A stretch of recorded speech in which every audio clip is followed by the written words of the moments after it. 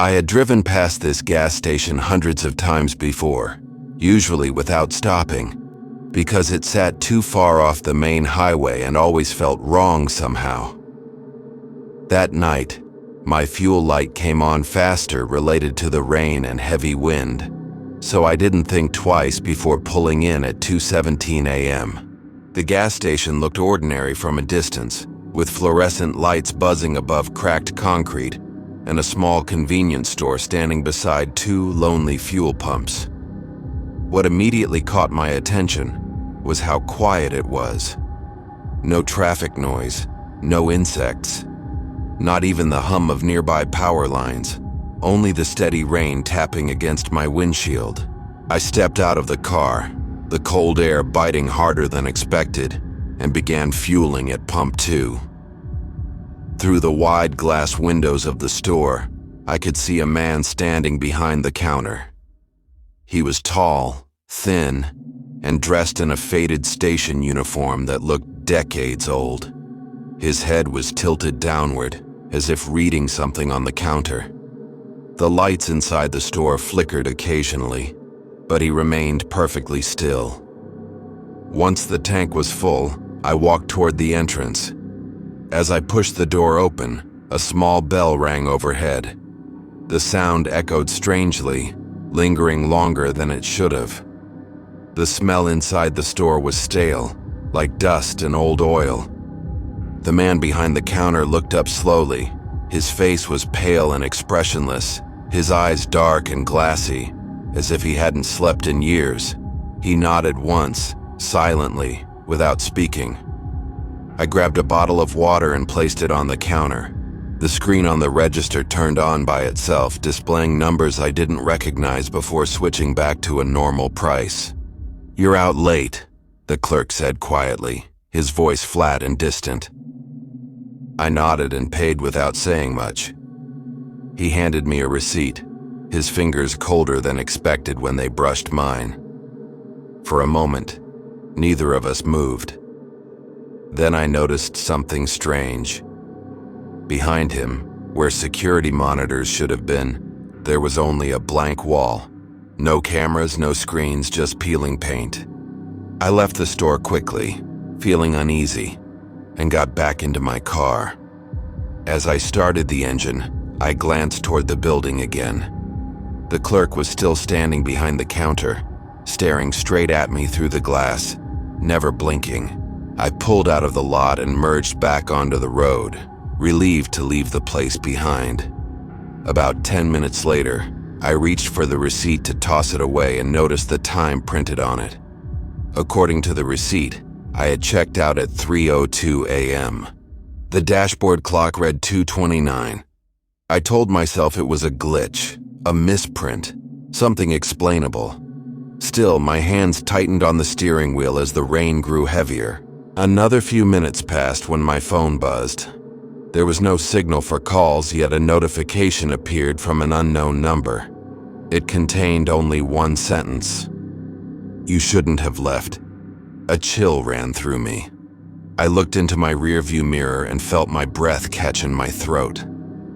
In the darkness behind me, the gas station lights glowed faintly through the rain, impossibly close, as if it had followed me down the road. I accelerated. The harder I drove, the closer the light seemed to get. My radio crackled to life without warning, and the same flat voice from the station came through the speakers, calm and unhurried. "The night shift isn't over," the voice said. "Someone still has to stay." The lights behind me suddenly cut out, plunging the road into darkness. My radio went silent. My phone shut off completely. When I finally gathered the courage to look back again, the road behind me was empty. I never stopped at that gas station again. Later, out of curiosity, I searched for it online. According to old records and forgotten news articles, it had closed after a fire more than 20 years ago. The clerk working the night shift had never been found. The strangest part is this. Every now and then, when I drive at night and my fuel light flickers on, I see a familiar glow in the distance, and feel my car slowly ease off the accelerator on its own, as if remembering a place where the night never ends and the clerk is still waiting for someone to replace him. Before we move on to the next story, give us your verdict on this one. And don't forget to like and subscribe.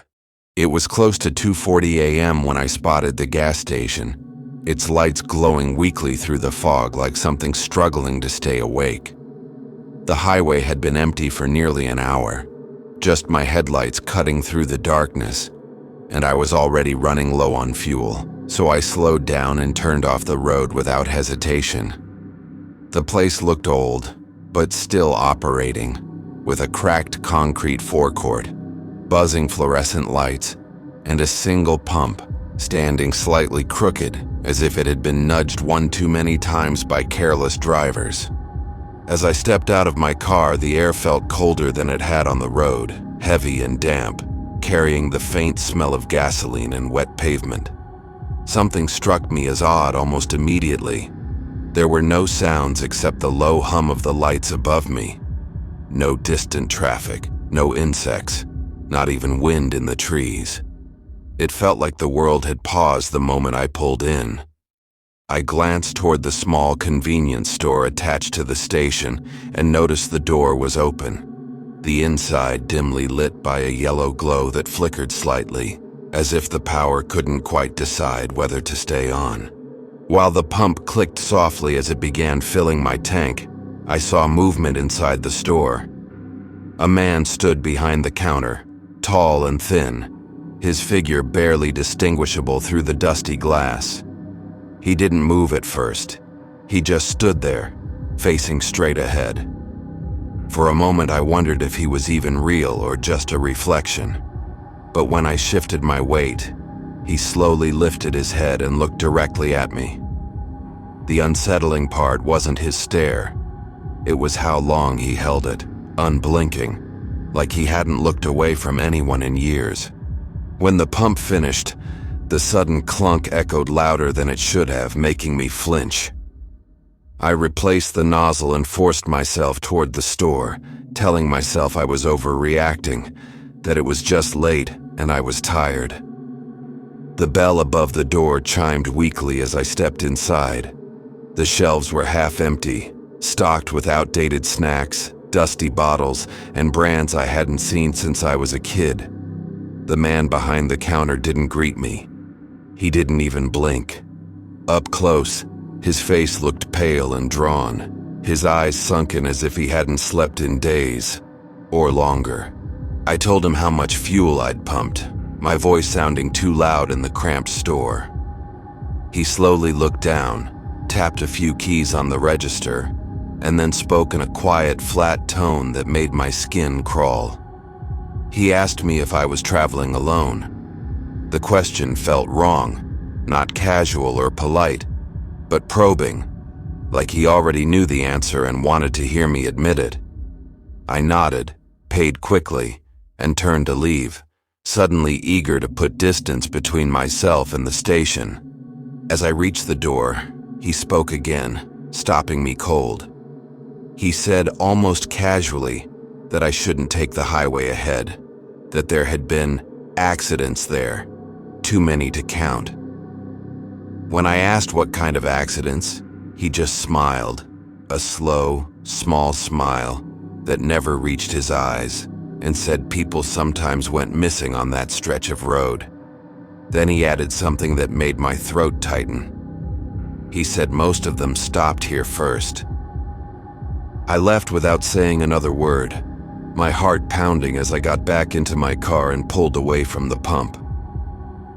In the rearview mirror, I watched the station fade into the fog, the lights growing dimmer until they vanished completely. A few minutes later, I checked my fuel gauge out of habit. It still read nearly empty, as if I'd never stopped at all. When I glanced back at the mirror, just for a second, I could have sworn I saw the glow of those lights again behind me, much closer than they should have been, as if the gas station hadn't let me leave after all. Before we move on to the next story, give us your verdict on this one. And don't forget to like and subscribe. I didn't intend to stop at the gas station. I barely noticed it at first, just a faint cluster of lights far off the road, partially hidden by tall trees and creeping fog. My GPS had already lost signal 20 minutes earlier, rerouting me onto narrow back roads that felt less like highways and more like forgotten paths no one maintained anymore. When my dashboard suddenly lit up with a low fuel warning, my stomach sank because I knew I didn't have much choice. I slowed down, signaled, and turned toward the lights, expecting nothing more than a quick refill before getting back on the road. The station looked wrong the moment I pulled in. It wasn't abandoned, not exactly, but it felt unkept in a way that suggested no one really worked there anymore. The sign above the building flickered irregularly, switching between open and nothing at all. One pump stood alone under the canopy, its paint chipped and rusted, while the others looked as though they hadn't been used in years. The fog pressed in tightly around the property, thick enough that I couldn't see more than a few feet beyond the edge of the lot. As I stepped out of my car, the cold hit me immediately, sharper than the night air had been while driving. Every sound felt amplified. The crunch of gravel under my shoes, the soft whine of distant power lines, the faint ticking of my engine cooling down. There was no attendant in sight, but the pump lights were on, so I approached anyway and began refueling. That's when I noticed the building's windows. They were dark, completely black, like nothing inside reflected light at all. Halfway through filling my tank, I sensed movement behind me. It wasn't sound exactly, more like the feeling you get when someone stands too close without announcing themselves. I turned slowly, expecting to see an employee, but instead, there was another car parked behind mine, one I was certain hadn't been there moments earlier. Its headlights were off, its doors closed, and inside sat a driver, perfectly still. I couldn't make out their face, only a vague silhouette behind the windshield. I tried to wave, thinking maybe they were waiting for the pump, but they didn't react. They didn't move at all. The pump clicked loudly as it stopped, and the driver's door of that car creaked open on its own, inch by inch, far slower than anyone would open it naturally. That's when panic crept into my chest. I quickly replaced the nozzle and backed away, watching as a figure stepped out and stood upright beside the car. The lighting made their proportions seem off, elongated, stretched in a way that didn't feel human. Without thinking, I got back into my car and locked the doors, my hands shaking as I started the engine. The moment my headlights came on, the figure vanished. The car behind me was gone too, leaving only empty fog and the faint glow of the gas station lights. My heart hammered as I pulled away, telling myself it had been exhaustion, shadows, tricks of late-night driving. A few minutes down the road, my radio crackled to life on its own, filling the cabin with static before settling on a faint voice. The voice sounded distant and distorted, but I could make out the words clearly enough. It asked if I needed fuel. I nearly swerved off the road. I shut the radio off completely, but the voice continued, now coming softly from the back seat, repeating the same question over and over. When I finally dared to look in the rearview mirror, my blood ran cold. The gas station was behind me again, impossibly close, its lights bright and steady, as if I'd never left. Parked by the pump stood my car. The version in front of the station had its headlights off and its driver's door open. And standing beside it was me. Before we move on to the next story, give us your verdict on this one. And don't forget to like and subscribe. It was just after 2:30 in the morning when I pulled off the highway because my fuel light had been glowing for over 20 miles. And the only sign of civilization I had seen was a flickering green gas station sign standing alone at the edge of a forest that looked too dense for anything to be built near it. The station felt wrong immediately. Not abandoned exactly, but outdated, like no one had cared enough to update it since the early 90s, with yellowed lights buzzing overhead, cracked concrete stained with oil, and a single pump sitting farthest from the building already covered in frost despite the mild temperature. I shut off my engine and sat there for a moment, listening, realizing how quiet it was. Not the peaceful kind of quiet, but the kind that makes you aware you're being watched even when nothing is visible. And when I finally stepped out of the car, the air smelled stale, like metal and wet leaves that had been left to rot. The station door was propped open even though no one was inside, and as I walked closer, I noticed the clerk's counter light was on, the register humming softly, and a radio playing faintly from somewhere behind the shelves, though no one responded when I called out. I began pumping gas, watching the numbers climb far slower than they should have, and that's when I noticed the reflection in my side mirror, a shape standing behind my car, just far enough away to blend with the shadows near the tree line. When I turned around, there was nothing there, but the feeling didn't leave, and I could swear the forest itself had grown closer, the trees appearing thicker and darker than they had just moments earlier. I went inside to pay, stepping onto a floor that creaked in a way old buildings usually don't, like the sound wasn't coming from the wood beneath my feet, but from somewhere much deeper. And behind the counter stood a man who hadn't been there before, his face pale under the humming light, eyes sunken and unfocused, staring just past me rather than at me. He didn't speak, didn't smile, didn't even blink as I placed the cash on the counter, and when he finally moved it felt delayed, like an old videotape catching up to the present, his hand sliding forward too slowly, brushing the money with fingers that felt unnaturally cold when they touched mine by accident. Without saying a word, he pointed toward the hallway leading to the restroom, and before I could ask why, the radio volume spiked suddenly, voices overlapping in static whispers that sounded almost like my name being repeated. I backed toward the door, my heart pounding harder than it should have, and that's when I saw something written on the counter in dust, words etched deep by countless fingerprints over time. "Don't turn around." The lights flickered, and in the glass reflection behind the clerk I saw shapes filling the store, figures standing between the shelves, some tall, some far too thin to be human, all facing me, while the man behind the counter remained perfectly still. I ran.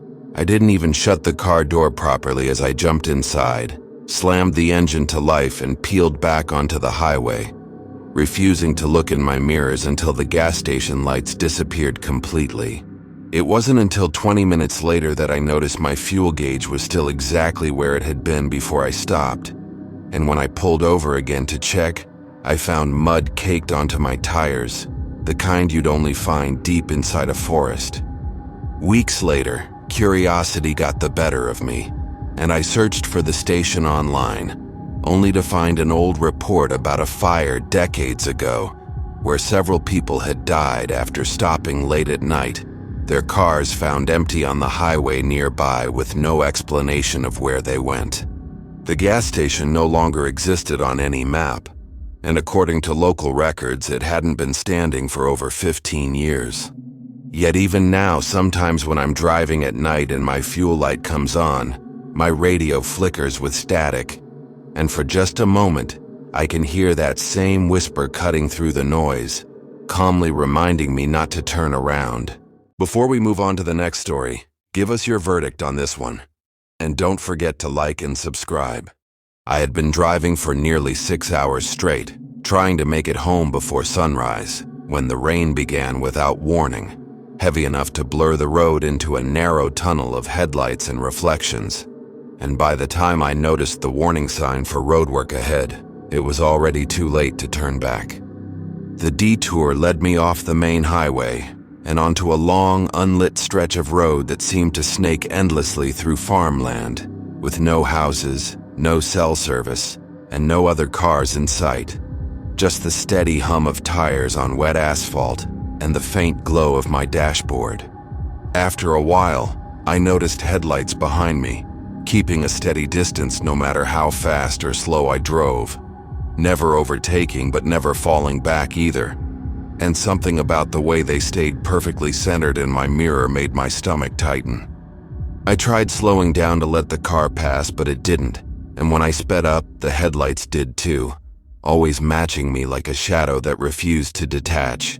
Eventually, the road narrowed even more, forcing me to reduce my speed, and that's when the headlights suddenly vanished altogether, leaving me alone again in the darkness, surrounded by the sound of rain tapping sharply against the roof. Relieved but unsettled, I continued on until a flickering sign appeared ahead, advertising a gas station that didn't show up on my navigation, its lights dim and uneven, casting long, distorted shadows across the wet pavement.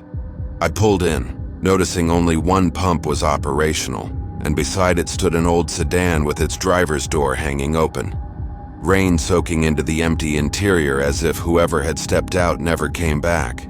The station itself looked occupied but lifeless, with lights on inside and a television glowing behind the counter, though the sound was muted. And as I stepped through the door, the bell rang loudly, echoing far longer than it should have. A woman stood behind the counter, motionless, staring at the screen with an expressionless face. Her reflection in the glass slightly delayed when she finally turned to look at me, like the movement didn't quite sync with reality. She asked where I was headed, her voice calm but flat, as if repeating something memorized long ago, and when I told her, she frowned slightly and said, "I shouldn't be driving tonight. Not on this road, not at this hour." Before I could ask what she meant, the power flickered, plunging the room into darkness for a second too long, and in that moment, I heard footsteps moving behind the shelves, slow and deliberate, circling closer with each step. The lights snapped back on, the woman was gone, and the store looked emptier than before. Shelves half-stocked, dust layered thick like it hadn't been disturbed in years, despite the television still glowing silently. I backed toward the door, heart racing, when I noticed something scratched deeply into the glass by the entrance, words barely visible unless the light hit them right. "If you see the lights behind you again, don't stop." Outside, rain pooled unnaturally still around my tires, the old sedan now gone without a trace, and as I pulled back onto the road, my headlights swept across the trees just in time to catch shapes standing too close to the pavement, figures illuminated for seconds before dissolving back into shadow.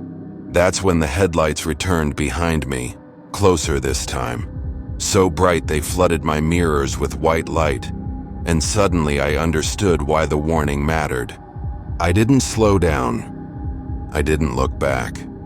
I drove until the sun began to rise and exhaustion forced me to pull over at a rest stop crowded with other travelers.